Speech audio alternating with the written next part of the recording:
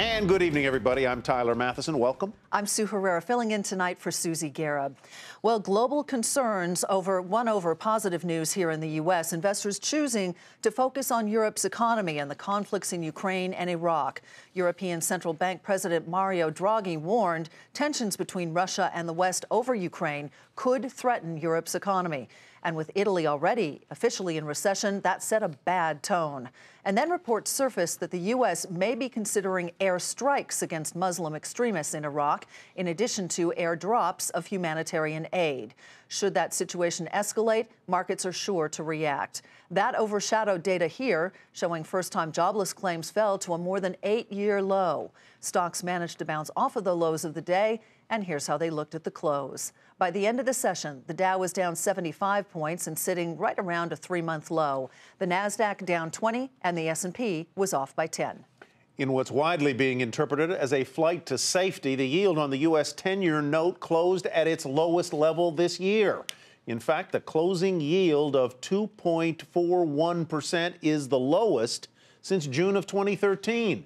German and British bond yields slid as well. Let's get some perspective on how global tensions are hitting the markets from Nick Colas. He's chief market strategist at Convergex. Nick, welcome. Good to have you here. Thanks so much. I hear a sort of intellectual tension between individuals who say, on the one hand, the U.S. economy is pretty strong. Some of the signs are very good. Corporate earnings are good. Valuations are not overly stretched. And yet other people say the international tensions could be a real fracture point for the market in at least the short term. Where do you stand? That's a very good summary of the tension that we hear from our institutional clients as well. There's no doubt the U.S. economy is kind of second gear moving into third gear. But the problem is Europe is still in first gear. That's a real slowdown on the global economy. And then we do have these exogenous shock potential items, both in the Ukraine and in Iraq. And let's not forget Libya as well. The good news, I think, so far is that oil prices have not yet spiked to the degree that you would see with geopolitical risk. We're still below $100 a barrel. That's good news for the U.S. consumer. You know, Nick, to Tyler's point, it might actually make the U.S. market look more attractive, more of a safe haven, because there aren't many other places around the globe to allocate cash at this point. That's actually quite true, and it is a bit of an anomaly, but it is accurate. If you look at Europe, for example, we still see clients interested in European equities, but they're getting more defensive because they see the European economy not gaining any traction. Same for Japan to some degree. And among the large developed markets, the U.S. then becomes one of the better places to look for value.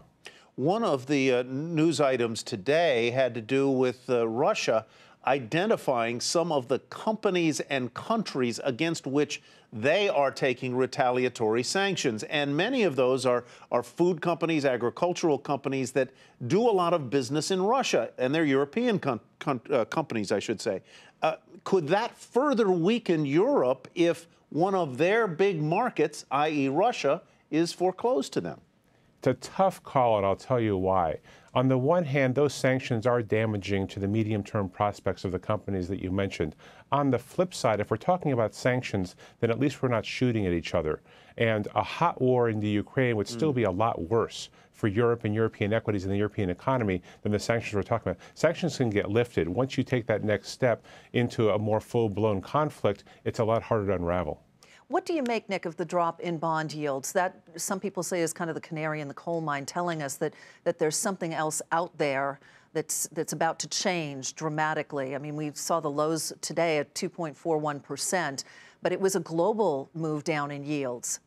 That's right. I'll tell you, yields around the world, but particularly in the U.S., are the great anomaly of 2014. The consensus was rates would rise this year, and they have done the opposite. They have fallen on the backs of, I think, incremental concerns about geopolitics, which is very accurate, but also still a search for yield from a population that's getting older and looking for fixed income instruments. I don't expect this trend to end anytime soon. If I'm a U.S. investor, Nick, give me 2 ideas on places to put my money for the next 6 months. The 2 areas we like the best are U.S. technology stocks, large cap technology stocks that still have pretty good growth because of the U.S. economy, and consumer non-durables, the food and staples companies that can generate some good yield and have pricing power if we do see inflation pick up. 2 creative ideas. Nick, thank you. Thank you. Nick Colas with Convergex.